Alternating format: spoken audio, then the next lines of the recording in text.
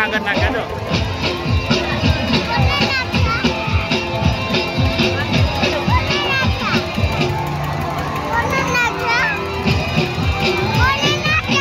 પેલા ભાઈએ નાખ્યા છે